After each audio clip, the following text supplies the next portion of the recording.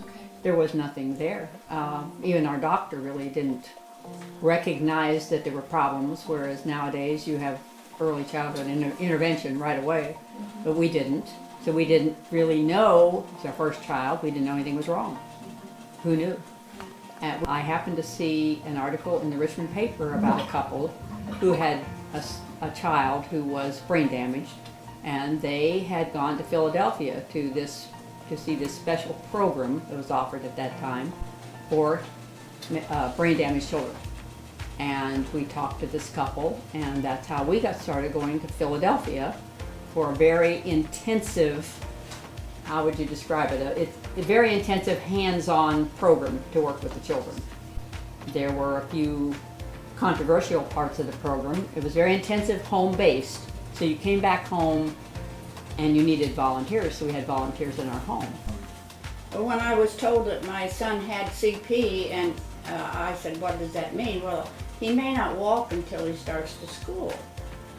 I said, is there anything we can do between now and then? Oh no, just wait and see.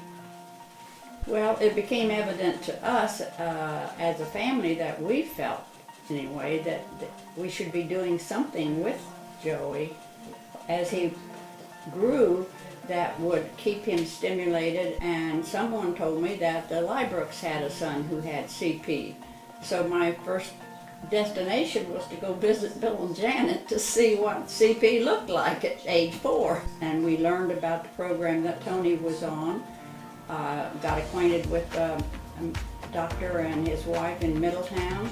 They had a son who was on the program, and the program was the Doman Delicato program, and headquarters were at that time in Philadelphia, Pennsylvania. And they were very happy to have someone as young as Joey, because he was only a few months old at that time, and they thought it would be more helpful to start early with the PT, with the physical therapy. So our first trip to Philadelphia was with Joey, and then we sat through 5 days of lectures in cold room. auditoriums that they kept their room temperature about 50 so that no parent went to sleep. And you didn't. And we would have to set aside a room for that designated purpose, do the patterning and the programming that would be given to us to give for our individual children. And they said, you can find room, even if you have to make a garage into a room. You do have room in your house, each one of you, and there may have been 50 or 60 couples there with children, but you will make room for this program.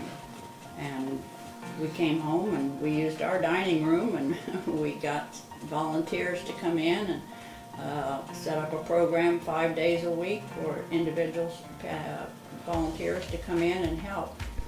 And one of the things that they had us do in the Philadelphia Institutes was take a plastic mask that had a drawstring in it and put it around the child's nose and mouth and behind the head.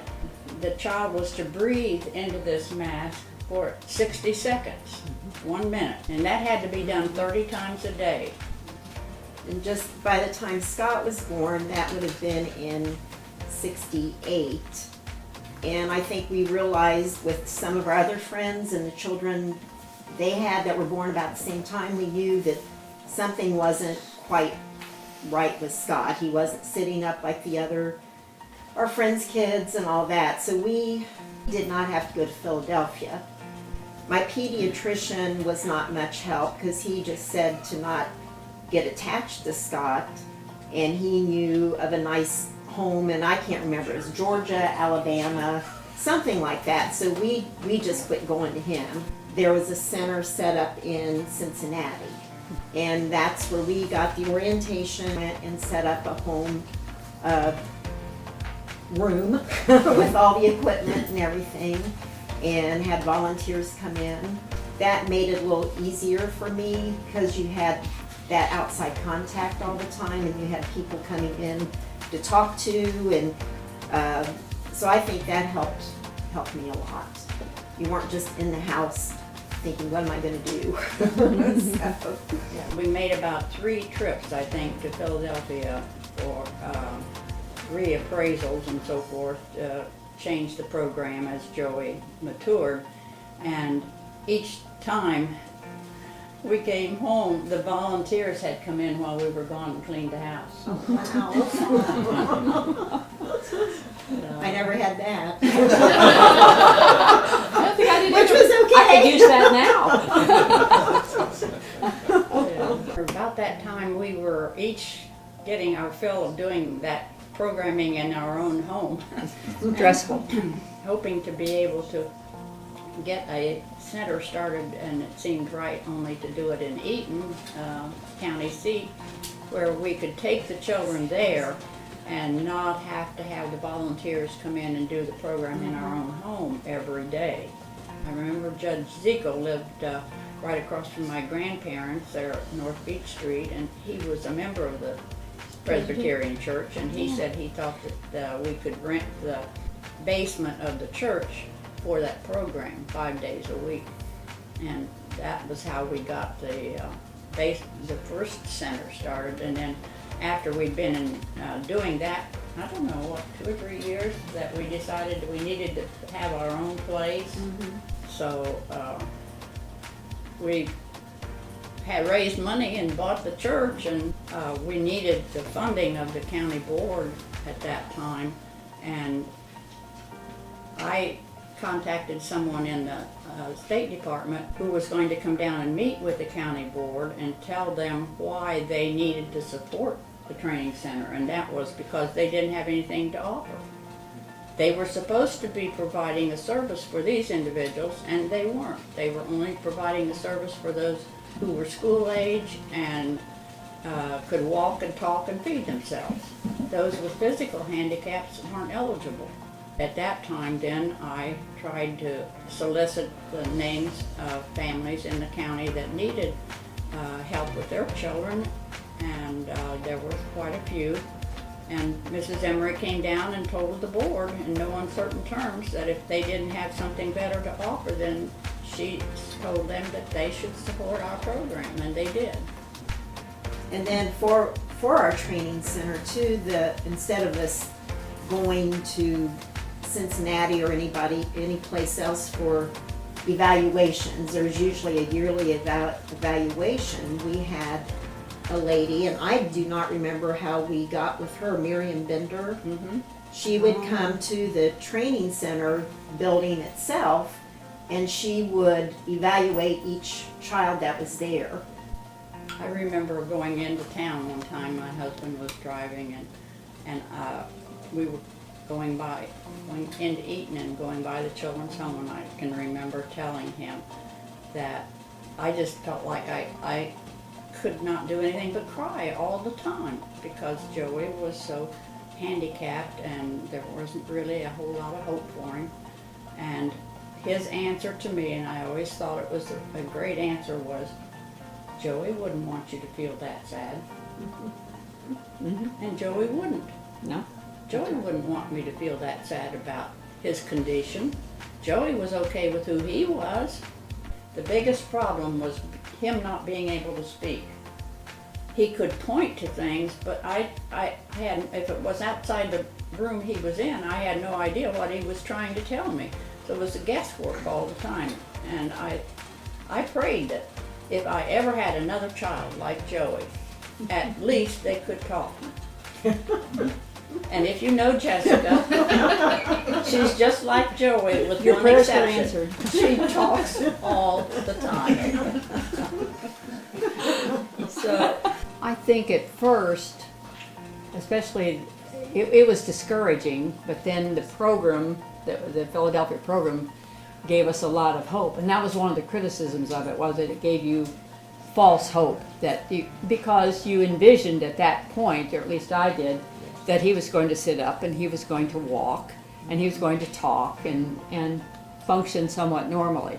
I remember thinking, okay, I can handle having a child who's physically handicapped, but mentally retarded, I just can't deal with that. And there's that stigma we talked about mental retardation. No matter how much you did, we began to realize that he's not going to walk, he's not going to sit up, we were happy the day he could grasp an object in his hand. So you grow with that. You become used to it, and then you look at as many positive things as you can. Okay, I'm going to tell you something from a very selfish point of view. In the early years, you're just so involved, and it's so time consuming. And we've had 2 other children by then. I think the best thing that ever happened was I felt like I could turn him over to someone else, at least during the day, who was not going to just take care of him physically, but stimulate him. And of course, when he was at the training center, many different things went on. Eye exercises, we did flashcards with words on them, that kind of thing. And that was a great relief to me. And we have a board that oversees it all. I would say that saying you're lucky is kind of a strange thing to say, but they're lucky that their children are born now, because there's so many programs in place now, and it's recognized that parents need help. You can't do it all by yourself, and the early intervention is there. It's so important. I think you're very fortunate in that respect. And mental retardation is recognized nowadays and not looked upon as being something to be ashamed of or something that's bad. I think too that the fact that these individuals are out in the public and the public is acquainted with them. We have staff that come into our home and bring their own children, with our permission of course, when they're on duty. Their children are 2, 3, 4 years old.